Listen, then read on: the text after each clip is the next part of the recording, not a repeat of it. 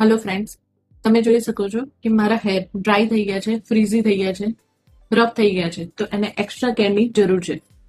તો એના માટે હું યુઝ કરવા જઈ રહી છું અશ્યોર નેચરલ હેર માસ્ક, જે બનેલું છે બનાના અને કોકોનટ વોટરથી બનેલું છે, જે વિગન છે અને પેટા સર્ટિફાઈડ છે.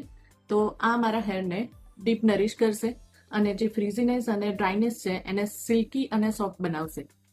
મારા હેર જે છે એ કર્લી છે, એટલે એને એક્સ્ટ્રા કેરની જરૂર પડે છે. તો હું રેગ્યુલર આ યુઝ કરું છું.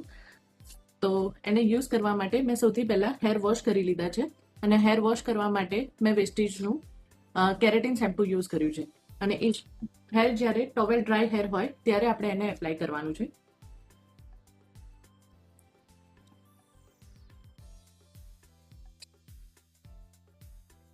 તમે જોઈ શકો છો કે એકદમ સોફ્ટ અને ક્રીમી ટેક્સચર છે એનું. તો આને યુઝ કરીશું. એને યુઝ કરવાનું છે રૂટથી ટોપ સુધી આપણે એને યુઝ કરીશું. અને એક એક હેર લેતા જઈ અને પછી એને આપણે એપ્લાય કરવાનું છે. આ રીતે એને એપ્લાય કરીશું. ફ્રીઝીનેસ દૂર કરી અને સોફ્ટ અને શાઇનિંગ બનાવશે, પ્લસ ડેન્ડ્રફને કંટ્રોલ કરશે. અને જો હેર ફોલ થતા હશે તો હેર ફોલને બી કંટ્રોલ કરવાનું કામ કરે છે.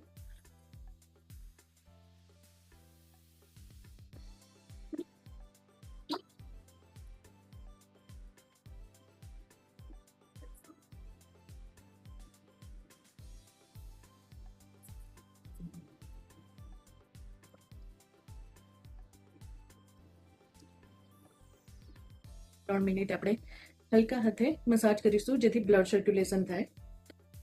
મસાજ થઈ ગયા પછી આપણે હેરને બાંધી દઈશું. અને હેર બાંધ્યા પછી એને ખુલ્લું નથી રાખવાનું. કાં તો તમે કોઈ શાવર કેપ લગાવી શકો છો, કાં તો તમારી પાસે જો હોટ કેપ હોય તો હોટ કેપથી તમે એને સ્ટીમ આપી શકો છો. અને હોટ ટોવેલ હોય તો હોટ ટોવેલ પણ બાંધી શકો છો, જેથી રિઝલ્ટ વધારે સારું મળશે. હવે આને 15 થી 20 મિનિટ રહેવા દઈશું. અને પછી એને નોર્મલ વોટરથી વોશ કરીશું. શેમ્પુ વોશ નથી કરવાનું, નોર્મલ વોટરથી વોશ કરવાનું છે. અને કોઈ શાવર કેપ હોય તો શાવર કેપ અથવા પોલિથીન લગાવીને રહેવા દઈશું. ડ્રાય નહીં થવા દેવાના હેરને. ત્યાં સુધી આપણે વિસ્લિંગ ટી એન્જોય કરીશું.